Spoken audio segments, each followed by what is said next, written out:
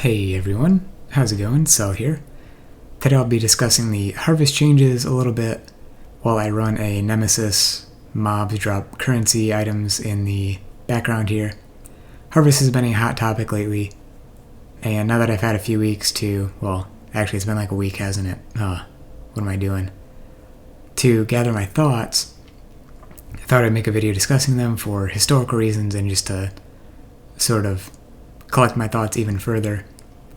I'm going to approach it less from the stance that other people have taken in that they're like joining a side, either they hate harvest or love harvest or whatever. I'll be discussing more so what you can do with harvest after the changes and what you might be able to do depending on whether they nerf it further before the league starts, or I guess even mid-league, although that doesn't happen too often. So obviously big changes are no annulments, and no remove add type, rather. So there's no type specific annulment, there's no annulment at all in Harvest, just the straight up annulment orb, and there's no remove add type, and you cannot use the add type for influenced items. The only thing you can do with influenced items is add influence and remove add influence in terms of specific types. Now, based on the way they worded it in the manifesto, it's implied that we'll still be able to do things like reroll an item, including a physical modifier, for example. And that is great if it does work like that, because that maintains a lot of the possibility of harvest crafting like a decent item without getting into the ridiculous territory. But if they do end up changing that, I'll be very disappointed with that, because right now I think the explosion mod is the build enabling. So like this example, or this build I'm playing in the background, just would not feel good to play to me without an explosion chest, and I just wouldn't play it really. And it's good offensively and defensively in terms of clear speed and like porcupine corpse destruction and all that jazz. Everybody knows about it. Not going to go into too much detail on that, but given how rare it is, it's got a weight of 25 out of like tens of thousands. So yeah, relying on the RNG to hit that never feels great. I would much rather pay an upfront cost, which you will be able to do based on how that's worded, and I'll tell you how right now. So post harvest nerf, assuming you can reroll including a physical modifier, for example, you will be able to roll a Crusader, item level 85 or higher chest, with Reflect, the Fizz Reflect mod, a lightning damage taken as Fizz mod, either a tier, and an open prefix. And if you have an open suffix to craft prefixes cannot be changed, you can use Harvest to reroll modifiers, including a physical modifier. And because the only one left is the explosion mod, and the other two mods can't be changed, which means they cannot have their values changed or be removed, by the way. It doesn't mean that prefixes will remain the same forever. By that I mean one can be added in this example. That means that the only remaining physical modifier would be the explosion mod. And I actually have an example of this somewhere that I might pull out later. I have crafted a chest this way, so it works this way currently. Now, this could change because they could prevent you from rerolling with Harvest. They could make Harvest disrespect the Metacrafting mods, which I think would be terrible. And they could change the tags on the corpse destruction explosion mod, which would also be equally terrible, I think, from like a design perspective, and I would hate the change. But they've done it before with like Tailwind. Tailwind, if you've crit recently, is obviously a crit-oriented mod, right? but they have removed the tag from it. So they've shown they are not above removing mods even when it makes 0 sense for the sake of making the game and forcing it to be how they want it to be, which is very questionable at this point, to me at least. Anyways, without getting too much more negative, there are some other types of items that you'll be able to craft even in the absence of harvest completely, but they'll be made better by the fact that the builds that want these items will have an easier time crafting other gear, knowing that harvest is around even in its nerfed state. For example, Toxic Rain will still be quite good because you can craft a Toxic Rain bow without harvest at all, really. Because right now a Toxic Rain bow is largely you use essences or alterations until you get +1 gems and damage over time multiplier. If you're alt spamming or you are essence spamming for, well, not really spamming even, you're trying to get +1 bow gems, and then from there metacrafting a +1 all gems. Then if you have that result, you metacraft, multicraft I guess, a chaos dot multi and attack speed.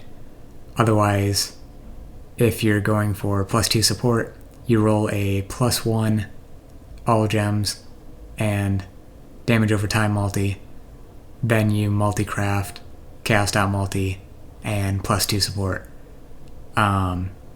Both of those will still be equally possible after the harvest nerfs, but Toxic Rain benefits from being able to, for example, reroll chaos as for like a pair of gloves or an amulet to get +1 gems or chaos dot multi or both on those respective items. So yeah, in that respect, harvest changes matter a little bit, not as much as they will for some builds. Some builds benefit greatly from the remove add and like fine-tuning stuff, and those ones will definitely be hit harder. I would say overall the price of items is probably going to go up a little bit, at least for like really decent items to the very high end of items. But that being said, there are still a lot of very powerful items, and just, yeah, you'll still be able to min-max and breeze your way through the game at the highest level, and you'll still be able to afford gear that is good enough to take on like Awakener level 8 Cirrus, for example, or some of the higher end content like Maven, etc., Maven invitations. Those will still be achievable without harvest, and I say that with confidence because being in an SSF environment, most of my gear this league was not crafted significantly with harvest, and yeah, that's pretty much all I have to say. I've cleared all content, done all 6 special, or all 5 rather special Maven invitations, as well as Maven herself, and my most recent build that I took to the higher end of endgame was a Burning Arrow Elementalist, which is more impacted by, for me at least, more impacted by Ritual going away than by the Harvest nerfs, because it uses so many uniques that my harvest crafting on it has not done anything yet. Obviously it would in an ideal situation, but I've still got like, I don't know, 6 or 7 mil DPS with my limited gear and cluster jewels, and can still take on all content, at least all the bosses, deathless, because it's designed for that. So I don't think there will be any trouble with that. Obviously you can argue like the fun aspect, which I would as well, with I learned this league, I greatly enjoy even just the existence of the ability to progress steadily with your items. It's like work on a project item over time. you'll still be able to do that, just not to the same extent. And I think you'll have to do a bit more pre-processing with how Harvest is going to work in the future. I think ideally, if you can have an item you want to go for that has a lot of mods of one type, or a couple of mods you're not going to be too worried about throwing away, then I think it's going to work out pretty well. For example, weapons. You can craft a weapon with a lot of attack mods. So you get a couple of very solid attack mods, prefixes maybe, let's say. Then you have some extra suffixes that you don't particularly care for or you want to remove them. You can scour suffixes or reroll keeping prefixes through Harvest, and then do remove non-attack, add attack, for example. And that can get you things like attack speed or hybrid fizz that you might be missing out on. Things like that. Fracturing is also still in, so that's going to be very good as well. If you can fracture a high percentage or flat fizz roll, something to that effect, that'll increase your odds of rolling something good with Alter Chaos, insert memes here, pretty substantially, in my opinion. And then from there you can just multi-craft once you're at a point of wanting to fill it out. And once again, that is, in most cases, enough to trivialize the game, as long as your other gear is up to snuff as well. If you were previously relying on like one item to carry you through, which I don't think many people were, but possibly some, then yeah, things might be a little more difficult. But overall, I think there's been an overreaction. It's more so about the fun aspect and the fact that the developers are a bit out of touch, which almost always happens, than it is about the balance aspect. People know it was imbalanced, and that it could be tuned down, but them being out of touch, making the announcement at an inopportune time, plus the fact that they had 6 plus months to worry about the integration of this, and they just threw it in as normal, kind of soured people a little bit. But yeah, overall, I'm not too miffed about it. You can also do things like craft plus 2 spell weapons very easily, plus 2 one-handed weapons, that is. For example, I just crafted a plus 2 fizz staff.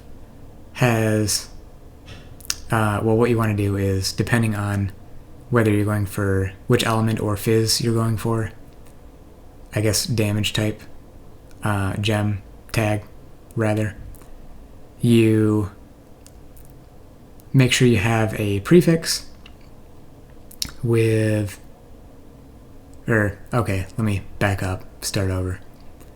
To craft a plus 2 spell damage weapon is going to cost multiple exalts, but at the time I made mine, there were 140 of them listed.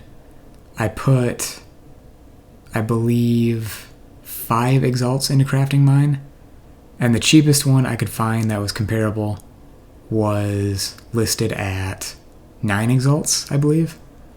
Now that is that basically means I would have about broken even, maybe a slight profit, if I had needed to roll the plus 1 all spells to begin with, but since I didn't, that saved me quite a bit, of course.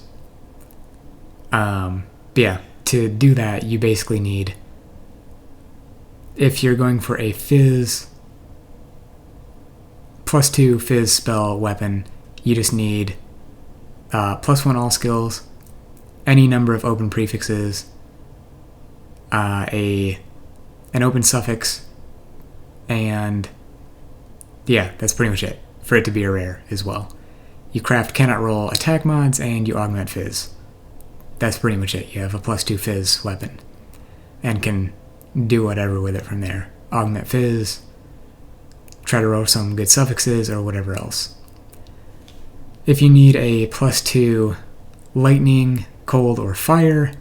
You start with +1 all, a filled prefix that will occupy the other type, so it needs to have something to occupy the fact that it's... Actually, this might not be possible now that I'm talking through it, but it's another situation of you try to block out the available prefixes such that the only available lightning prefix would be +1 lightning, for example. And yeah, that's pretty much all my examples. Long story short, 15 minutes later, giant ramble, as I'm famous for. Not so famous for, I guess. The changes are impactful, but they will be Harvest will still be very good, is what I'm trying to get at. Anyways, if you enjoyed the video, or have any further discussion points or stuff you want to see me talk about, feel free to leave a comment down below.